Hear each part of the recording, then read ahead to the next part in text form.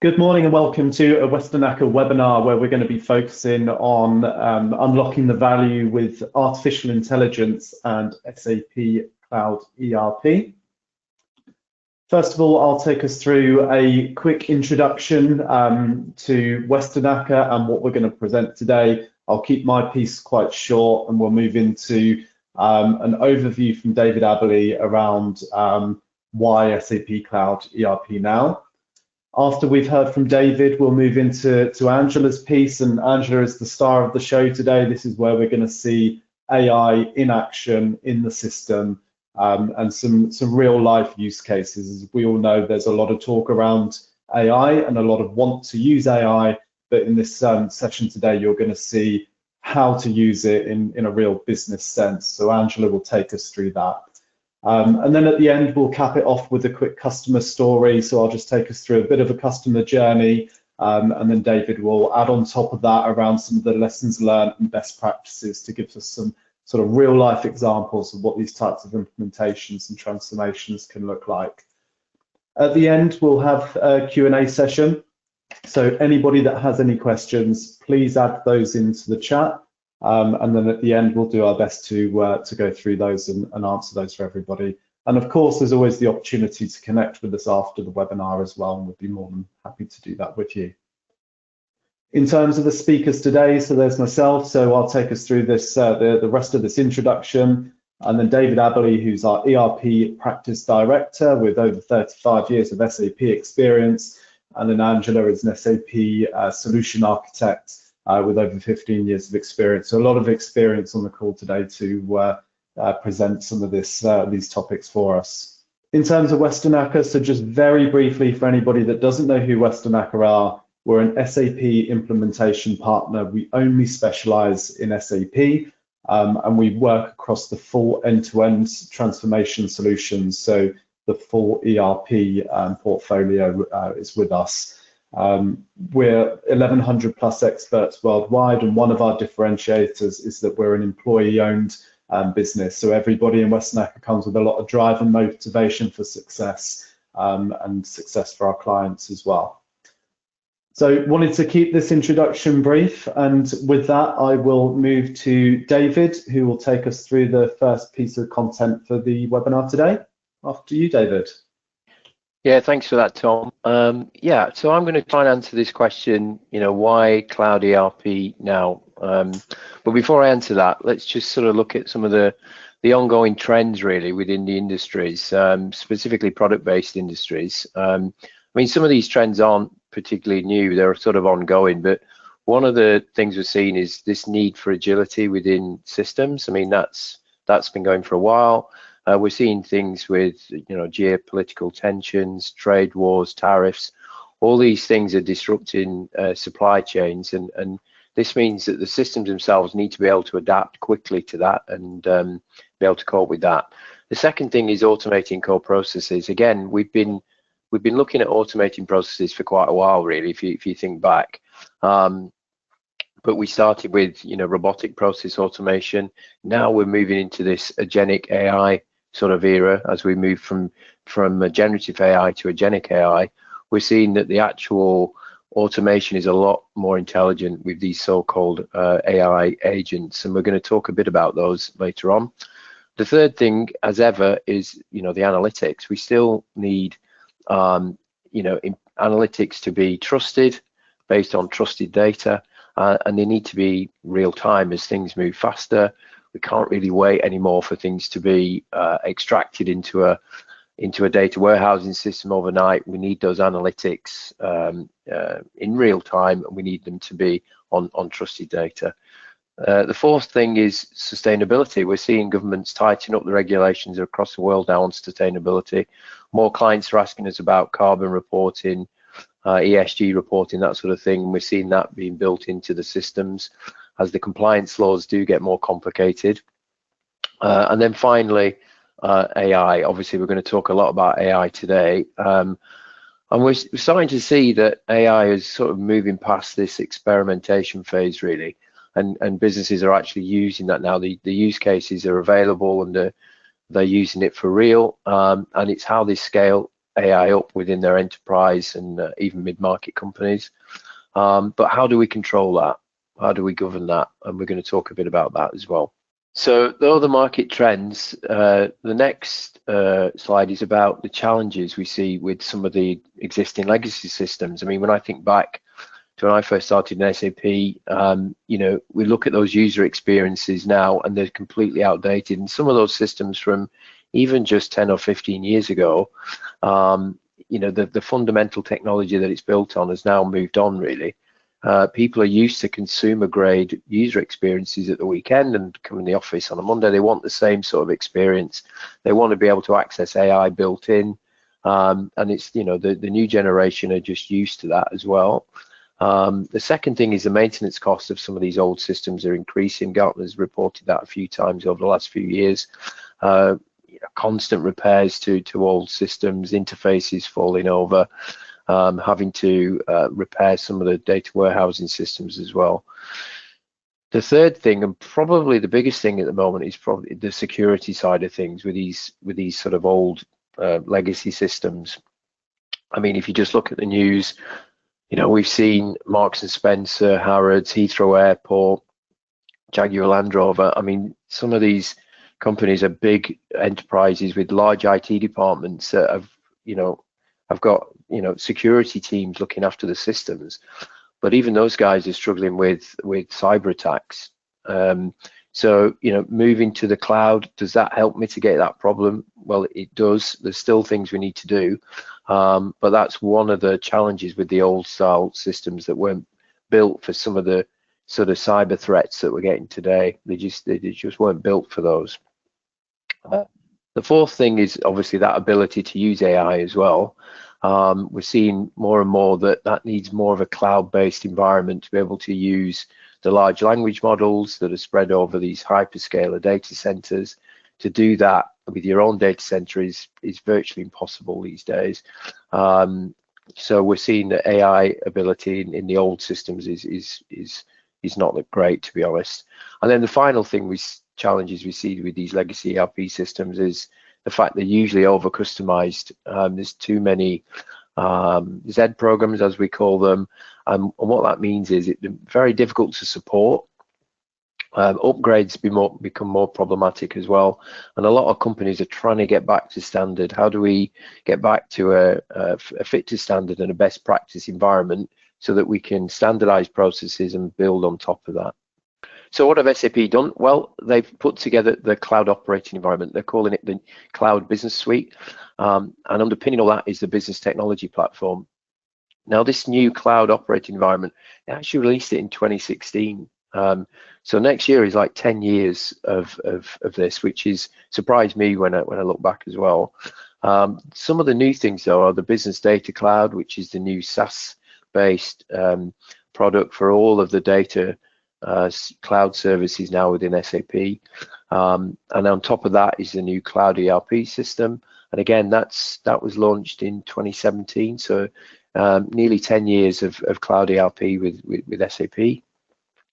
We've then got the advanced cloud services, sometimes called Ariba and SuccessFactors, some of the advanced supply chain systems, a new system called Logistics Management, which is a SaaS solution that will be coming out next year as well.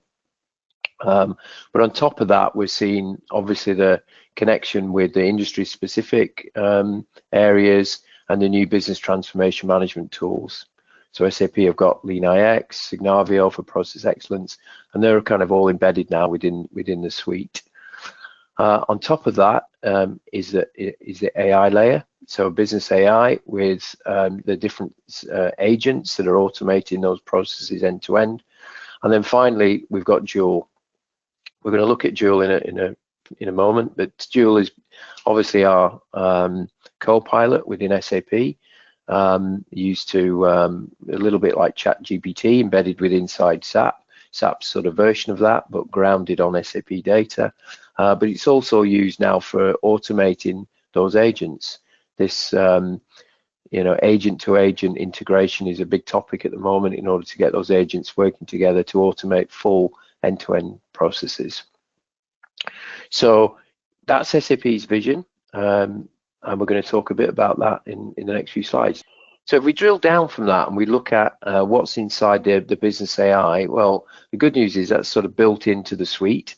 Like I say, it starts off with Joule, which is this AI co-pilot, which allows us to ask natural language questions, but also Joule's used to automate those underlying agents. I think there's about 20 agents that have been released already, and there's more coming this year. And those agents allow us to run processes automatically and with a lot more intelligence than what we did in the past. The next layer down is the embedded AI, where we've got AI built into each of the lines of business as well. We can also customize those agents now with the Joule Studio, and it's built on that AI foundation. It's like an AI operating system now built into BTP, and that's connected to the partners that are providing the large language models. And we obviously can use AI ourselves now to implement and perform digital transformations for SAP projects. So when we looked at this a few years ago, we ourselves implement AI within Westernacher. The first thing was to say, well, let's just actually look at the business challenges ourselves. You know, what are we trying to achieve with this before we just sort of blindly jump into the technology? What about the data privacy? What are we allowing people to, you know, implement or use AI for? Are we using sensitive data? You know, how do we govern that? And there's a whole bunch of things we needed to do ourselves as far as implement our own AI policy. Ethical considerations was another part of that. Is the bias in some of the large language models we're using, if we're using those for hiring new people, for instance. So we had to think about all those things. And underlying that was a sense that, well, there's still some fundamentals that we need to put in place before we just jump into AI. You know, have we got standardized processes? Have we got clean data? How are we constantly making sure that that data is clean and semantically connected so that the AI can make use of it? How are we using standardized processes within the systems? And are we bringing the people with us as well? You know, it's great having all this new technology, but if we don't actually show people how to get the best out of it, we'll never unlock the value from it. So this was something that we put together that we used ourselves, and now we're helping clients to on their journey with Cloud ERP and Business AI as well. So yeah, finally from me, what we're trying to do now is to help clients in this area with various services to get people started, whether it's just an initial one-day workshop, for instance, an inspiration day as we call it, or whether there's some deeper work to do with a readiness check to see if the systems are capable of implementing Cloud ERP and which flavor of Cloud ERP. And there's a whole bunch of things there that we can talk to you about. And if you're interested in those, obviously, then contact myself or Tom. But hopefully that's tried to answer the question, why do we need Cloud ERP now? Yeah, with that, I'm going to hand over to Angela, and we're going to talk about that in a bit more detail. Thank you, Dave. Yes, for my section, which is the first section, we are going to talk about SAP Cloud ERP. I'm going to give you an overview and also an overview in AI.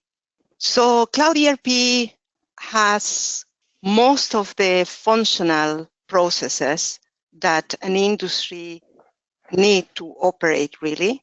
So for finance, procurement, sales, and supply, the best practices are embedded in the system, includes workflows and the scripts for the end-to-end processes.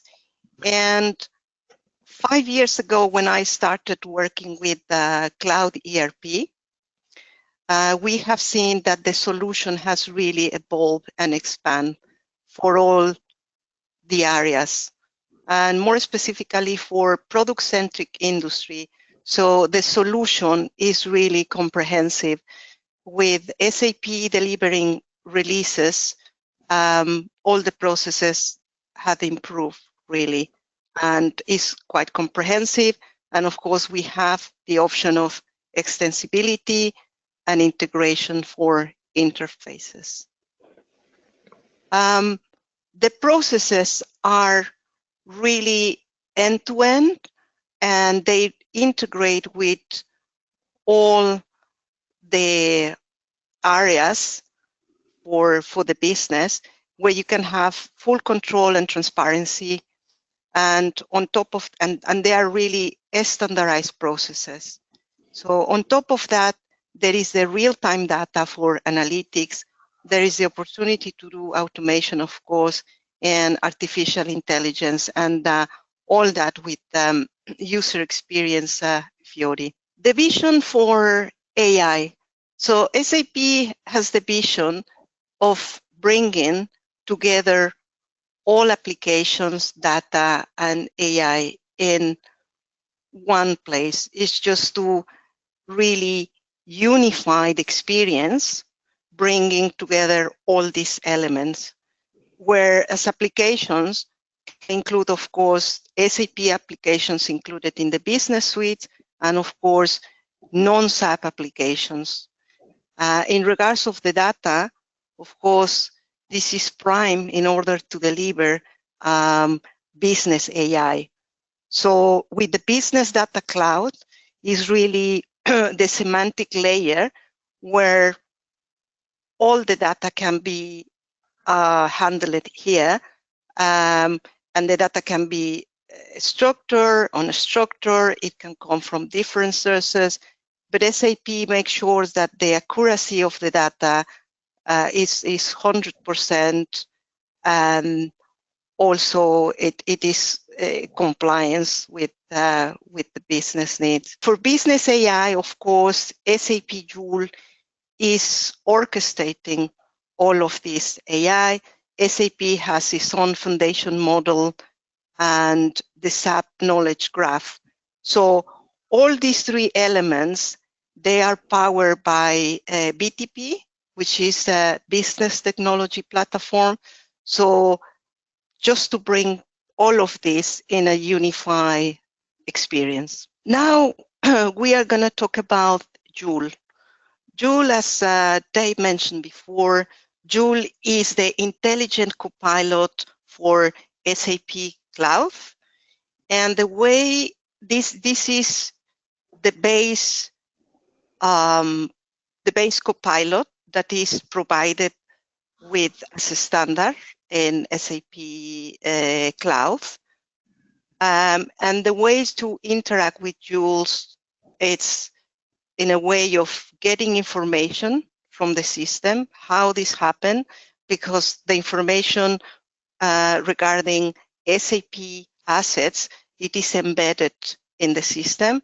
Furthermore, it's possible to ground documents from the business, such as HR policies for approving invoices, for instance, or for HR. So it is possible to do that. So basically, it will provide insights, to provide information. It's also possible to do a navigation, so where I can perform this task. So it will come up with the answer of where you can run a specific app to perform your task, and ultimately it can perform the task for you. So for instance, if you have a situation, you can go straight into that situation and solve what is the issue that you have in the system. And now, without any delay, I'm going to go into the system and give you an overview of Cloud ERP. So now that we are in the system, you can see that I have logged in, for instance, as a purchaser. So as a purchaser, the first thing that I see when I log into the system are some to-dos, some tasks that I have to perform. There are some purchase orders that I perhaps needs to approve or reject. I can see some situations happening. I need to complete some supplier confirmations, or is telling me that I have a contract that I can use for a requisition. And then I can see, excuse me, pages. In Cloud ERP, we have the spaces. excuse me, for instance, the spaces for purchasing, we have an overview, or we can have purchasing order processing. If I just drill down to that one, we can see that the purchase order processing within that page, I have all these apps that I can use to perform my task, and as I select them, I can perform the relevant, such as creating a purchase order, or manage and scheduling agreement, service entry sheet, or whatever is needed. So if I go back to my home page, of course, this is fully configurable. So you can go into manage my pages, and you can add some pages that you feel that they are necessary for your tasks. So for instance, I'm just going to add purchasing rebates. I'm just going to close, and we can see that is now appearing as in my pages.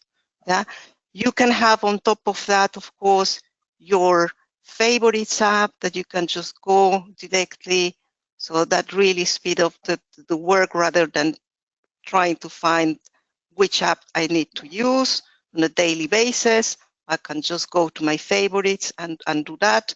It is possible, of course, to adapt, to remove, to add any new apps. And we can see also the inside tiles here and inside cards, and it will give you nice KPIs and analytics. It gives you a glimpse of what is happening within the purchasing function, for instance. Furthermore, it is possible to, of course, configure the whole my home page. If you want the news to be before the to-do, you can just do that very easily. You can, remove the sections if you don't need them, and it's really quite flexible. And this is, of course, out of the box, and is part of the Cloud ERP offering, and is your experience. Now I'm gonna show you some of the analytics that they are included as a standard in the system.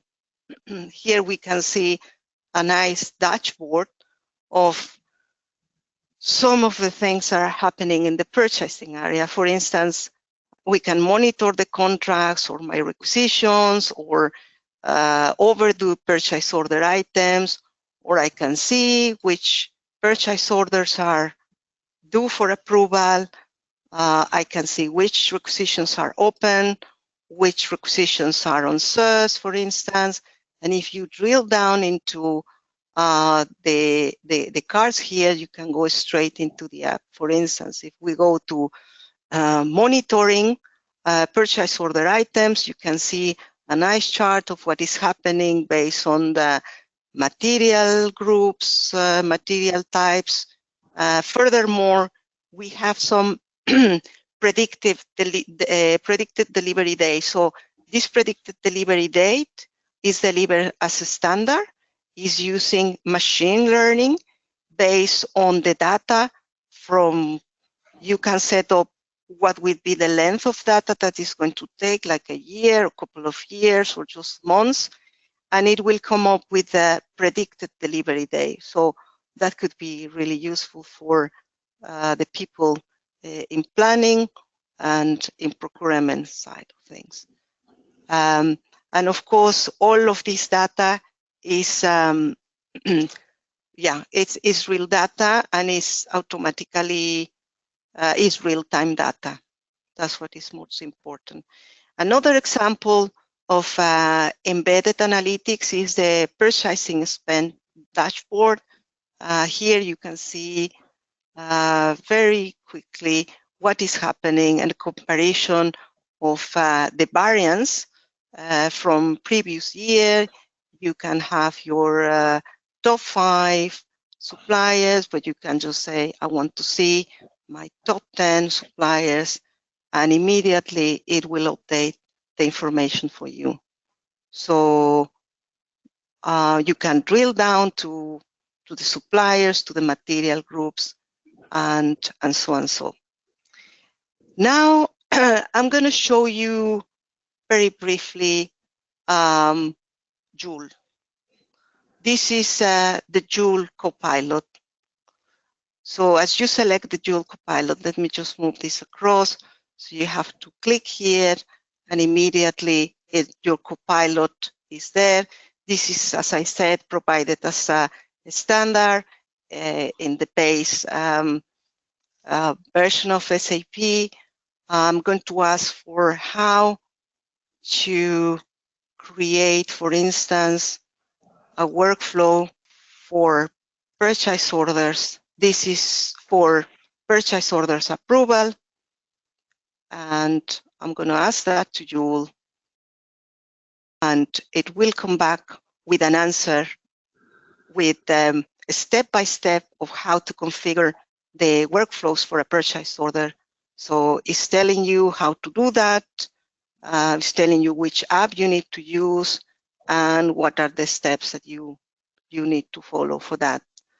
Obviously, you can ask for specific things like how do I create, where can I create a purchase order, and it will come back with an answer of you can create a purchase order using manage purchase order or using purchase order advance for the creation.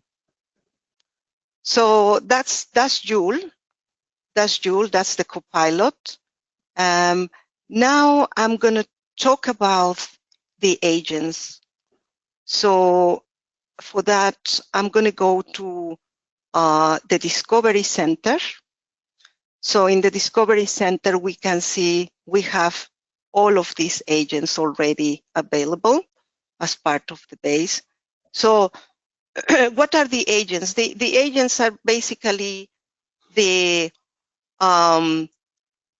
evolution, if you like, of Joule Copilot, where apart from giving you insights or just information, is gonna really perform tasks for you. These agents are role-based, meaning that, of course, depending on the function, there are agents for finance, such as accounting accrual agent or accounts receivable agent. We have another one for dispute resolution agent. This is on the sense of disputing invoices from customers.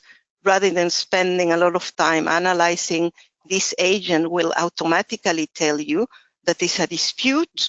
It can create an email for you, and it can settle that invoice if needed by creating a credit memo or whatever is needed. So that's really the solution for the agents. So I'm gonna do small demo of the shop floor supervisor agent. So for that, let me just go into show this video. So basically what is happening here, there is a disruption in the shop floor, and there is a notification, and the shop floor supervisor is saying, well, show me more what is happening. And it says there is a problem with one of the machines, and then is suggesting to use any of other resources. Then the shop floor supervisor is going to choose another resource in order to solve this disruption in the plant. So it's choosing dryer 2, and immediately it comes up with the solution, and is saying how much time is going to be saved for the disruption by doing that. So it really is like a virtual coworker that can work for you 24 hours a day, and it really helps to simplify. Furthermore, if these out-of-the-box agents are not enough, it's always possible to create them using Joule Studio. Furthermore, Joule Studio is also enhanced to create your own agents using Joule. So using low code, no code, it's guiding you how to create your agent. And with that, I would like to hand over to Tom. Excellent. Thanks very much, Angela. So as I mentioned, we'll just dive into a quick overview of a customer success story to talk about somebody that's done some of what we've seen in the real world. So today we're talking about Pricecheck. Pricecheck is a wholesale distribution company. They're headquartered out of Sheffield, also have sites in Belgium and in Germany. Pricecheck have been around for over 45 years, and they are experts when it comes to the fast-moving consumer goods industry. So they work with retailers and brands across 100 different countries, and they provide a wide range of different services, sort of spanning from distribution, e-commerce, marketing, and logistics. And of course, that brings lots of different processes and things that need to be managed within their ERP infrastructure. As you can see from this graph, they've gone through some steady and impressive growth, and with lots of ambitions for future growth as well. So this is where the drive to move to a cloud ERP-based solution began, and they went through the process of comparing all the household names within the world of ERP, and came to the decision that SAP ERP Cloud was the right solution for them to progress with, and for Westernacher to implement that solution for them. So if we move into some of the challenges that they initially had, so obviously you saw the growth that they went through over those years, and that growth comes with obviously lots of positive opportunity, but also challenges in the background as well. So as time moved and as they became bigger, a lot of different business models became apparent. A lot of customer expectations changes in terms of visibility and delivery times, and their general sort of customization expectations as well. Pricecheck were working with a 30-year-old Sage system. I think a lot of people can maybe relate with the legacy solutions that we currently need to work with, and those solutions becoming out of date and also out of support being a big driver for a lot of people exploring this type of topic as well. And then a couple of maybe more specific items that Pricecheck had when it came to complexity of profitability calculation with complex pricing models and margin analysis, which obviously required a connected system where you have a sort of single source of truth. So these are some of the challenges that Pricecheck experienced. And then when we talk about the achievements, I'll just break it down into sort of two sets of achievements. You'd have the short-term achievements that they had. So as I mentioned, as they grew, they had to create disparate IT systems to challenge the new business models that were coming. So that was a growing IT infrastructure that they started to create naturally and organically as their business grew. Moving to SAP ERP Cloud meant that they could consolidate all of those systems, bring that functionality into one ERP solution. Obviously makes it much easier for everybody in the world of IT on this webinar today to be able to support, maintain, and upgrade that going forward. They also managed to then achieve what I mentioned briefly a minute ago, a single source of truth. So again, related to that same topic, instead of everything coming from different systems, everything was consolidated into that SAP ERP system. And then also that in turn gives them greater visibility across the organization and the opportunity to standardize processes as well. So that exec level as well can have much better visibility across the business. In terms of the long-term opportunity, so this now gives them, now Pricecheck are live with their SAP ERP Cloud solution. They now have that ability to be more agile and move with the market trends and the technology trends as well. One key topic that Pricecheck are actively looking at the moment is bringing artificial intelligence into the business. As David alluded to earlier, you can't just start using AI. You need a foundation, you need to have the data in place, you need to bring the people along the journey. And that's where Pricecheck have started with that ERP foundation to then be able to utilize the agents and the dual technology that Angela's just showed us.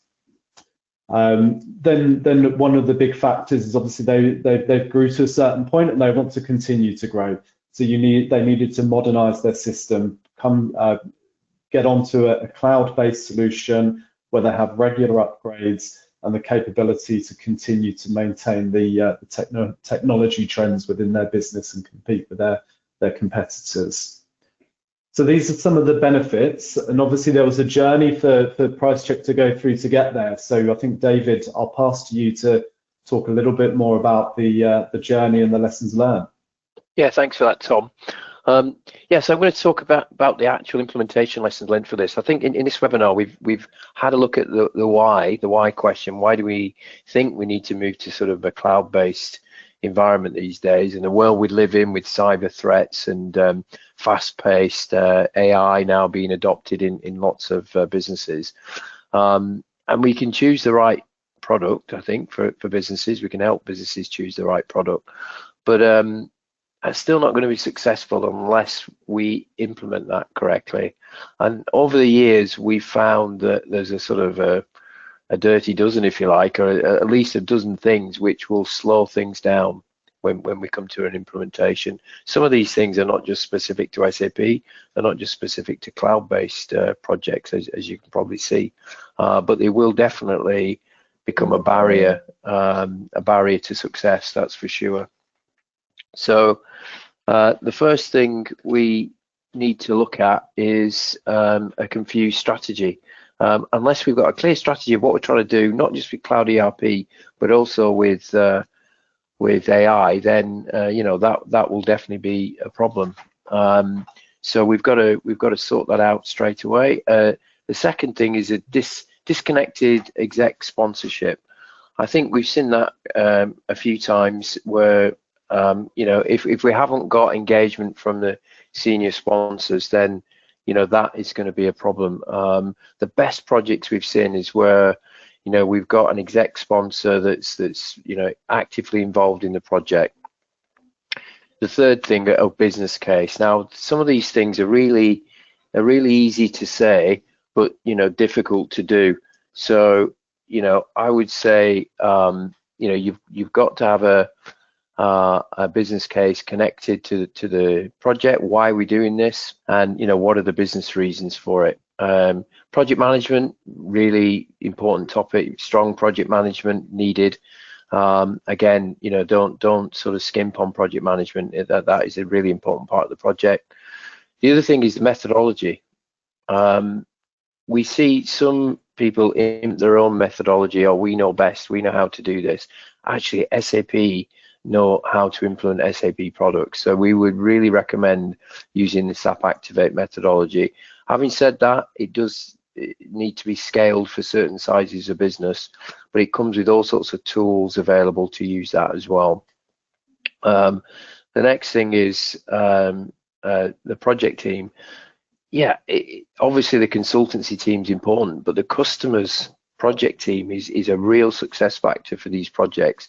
And we know they've got to run the business as well in some cases, but if you can have a fully committed project team, we always find that is a much stronger project, much more capable of unlocking the value and achieving the benefits. So, you know, 3 days, 4 days a week in some cases, and then as we get near go live, it's usually a full-time commitment from that project team. Heavily customized down to best practices. We can see that SAP comes with a whole bunch of best practice processes, and those need to be used, and it makes sense to use those, right? To only look at customization or enhancements where it's a real kind of game changer for the business. Otherwise, stick with the standard processes. Don't use basic testing. Do what we call fail fast simulations. Get to testing as fast as you can. Test, fail, fix, test again. That sort of agile based process is a lot better than trying to spend months in PowerPoint slides before you actually get to the system. So get to testing as soon as you can. The next thing is, don't be dependent on consultants. Try and build a legacy of capability, within your own teams. That's really important. Dirty data, we've mentioned, getting to trusted data. That goes without saying. That's so easy to say, but how do we do that? What is the process to clean up our data? There's a whole bunch of things we can do now. Offshore opportunities as well for that to keep the costs down. Change management, moving from poor change management to a high adoption focus. Again, generic but really important. Everybody talks about it, but how do we actually implement that? And then finally, moving towards being a learning organization. We're seeing these systems get updated on a regular basis now, not just SAP, but all sorts of systems connected to it.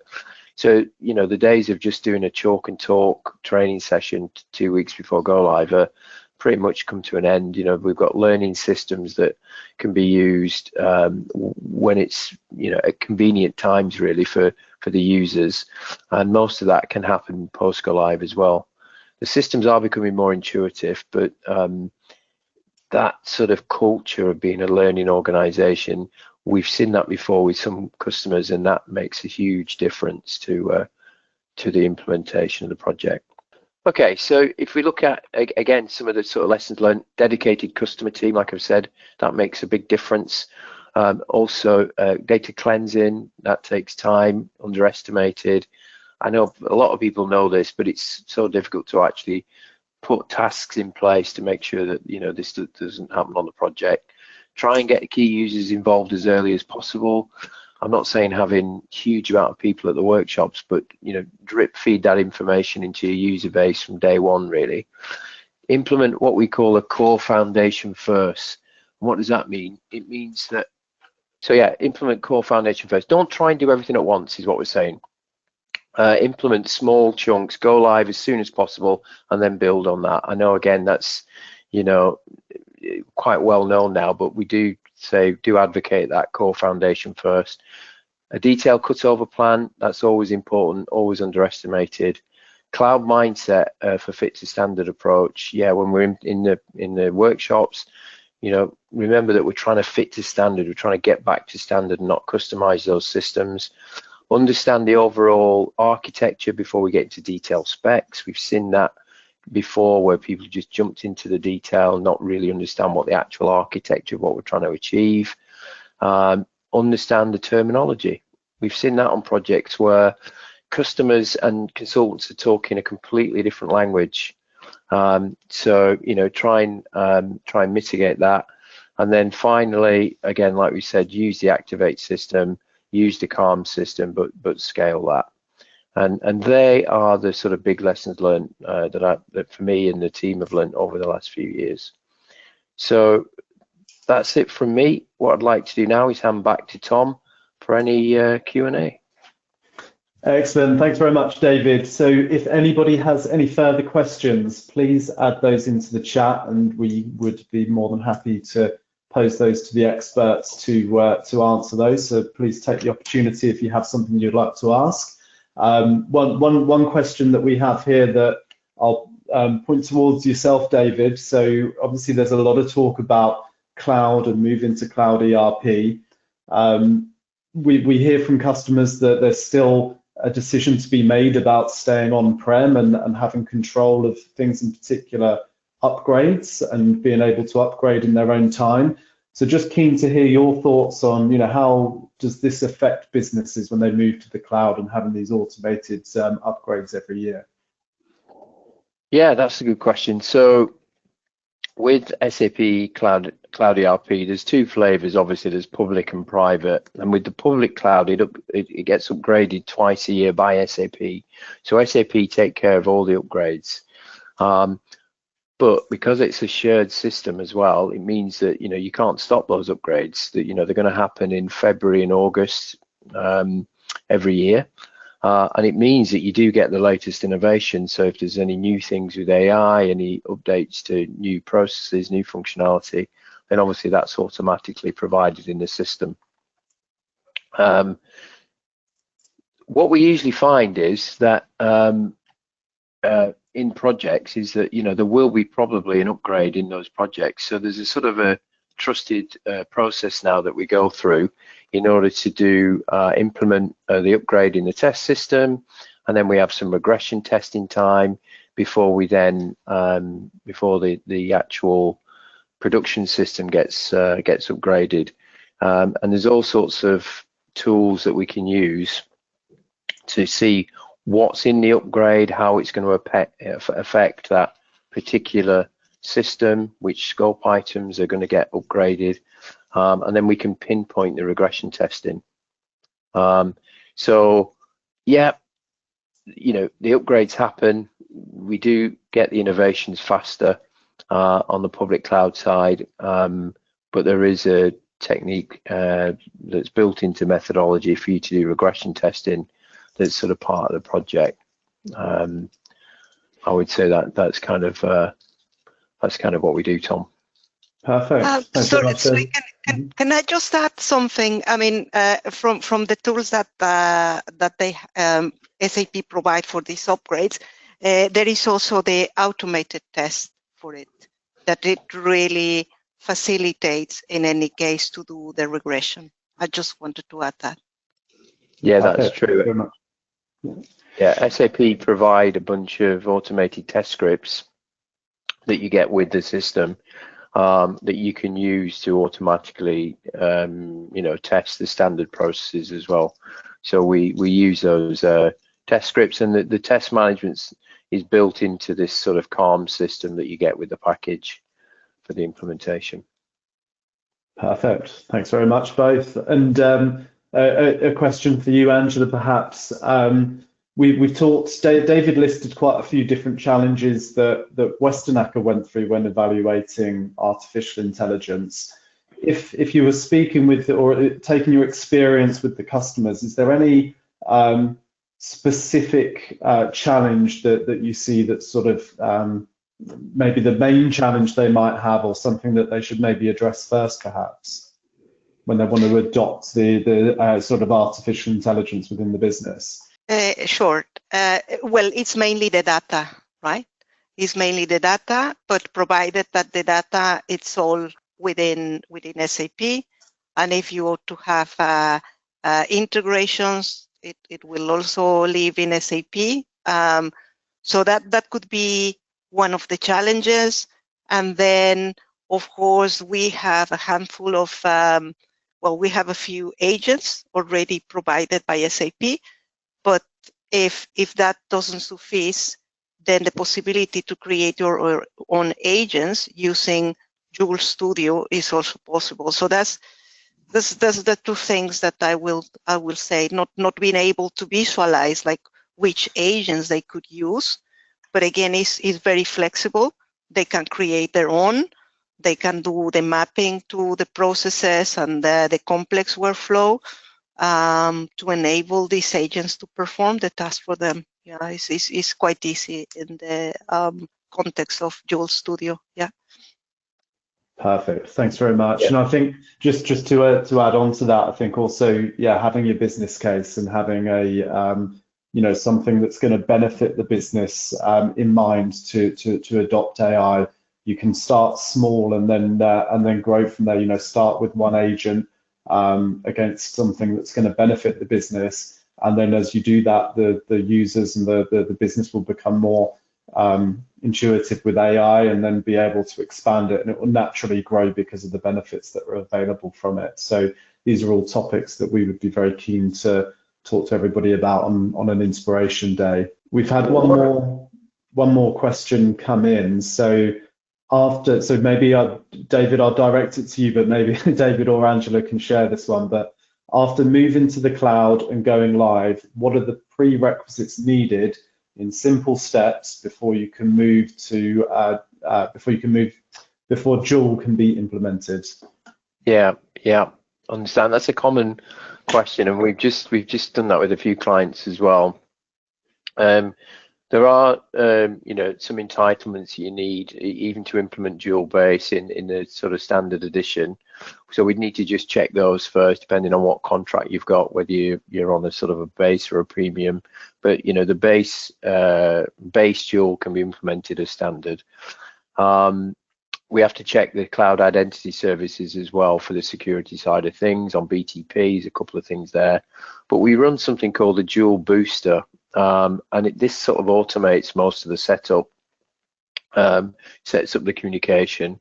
Joule runs on top of BTP and connects to Cloud ERP. So it exposes that in the Fiori Launchpad, so we can access it.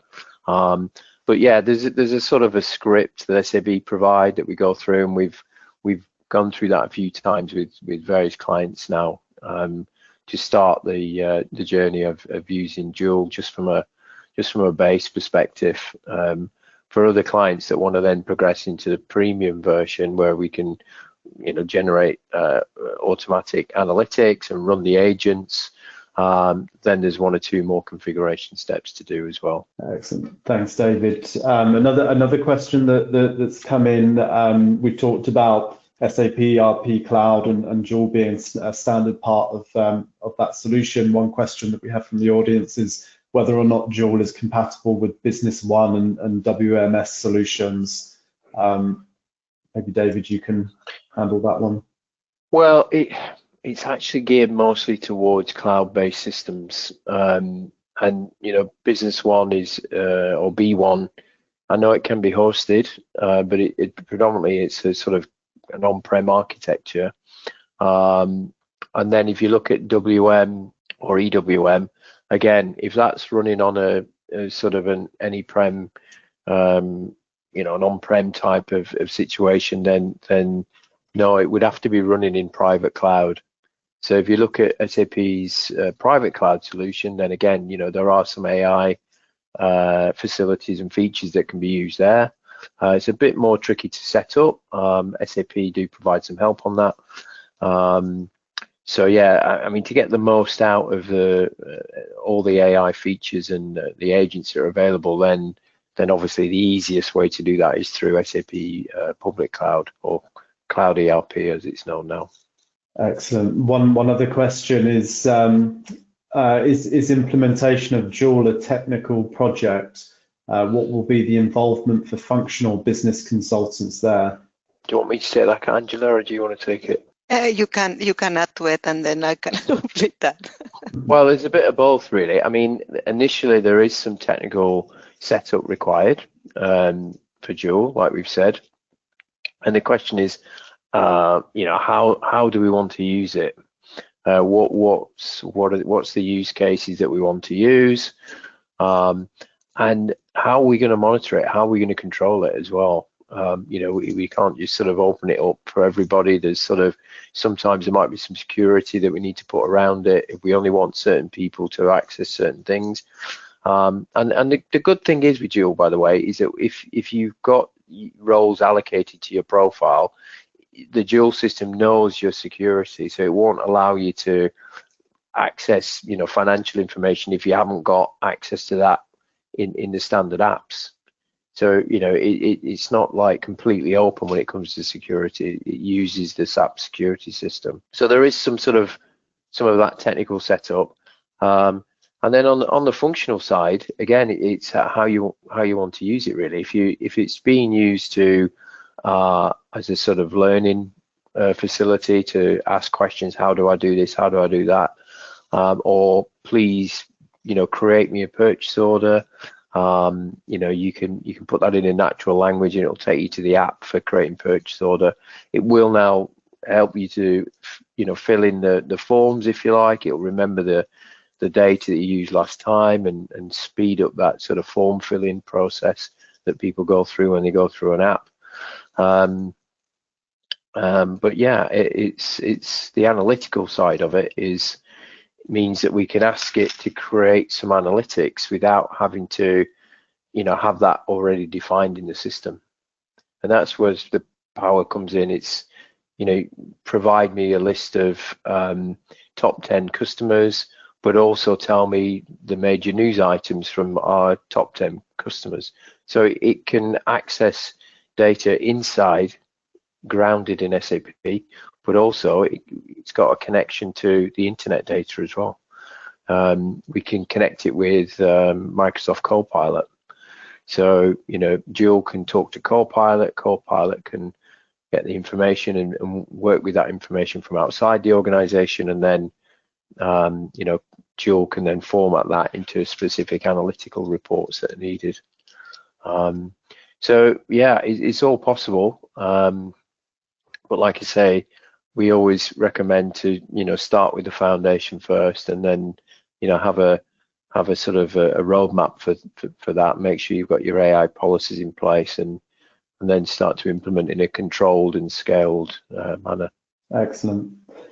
Thank you very much. I think that really brings us to the end of the hour. So just want to say thank you to everybody that joined this webinar. Anybody that would like to connect with us afterwards and discuss AI in more detail, or SAP ERP Cloud, or even one of our Westernacher Inspiration Days, and what the agenda of one of those looks like, then please reach out to myself, David, and Angela. We'd be more than happy to speak to you. So in the meantime, I hope everybody has a great rest of the week, and hopefully speak to you soon. Thank you.